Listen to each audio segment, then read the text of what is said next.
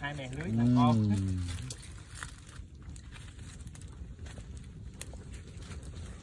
Cà rốt xong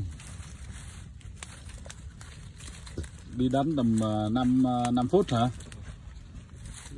5 phút cỡ này thì quá tuyệt vời rồi. Này nướng chấm muối ớt là đúng bài rồi. Mấy con này là về là kho tiêu là ngon lắm.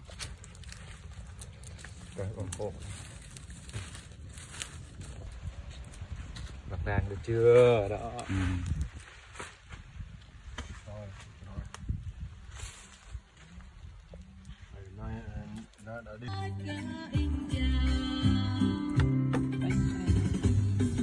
Má ơi, ta bù bù mà mình. Rồi xong rồi cái tay là được tay. Cái thằng lát cho đi thôi.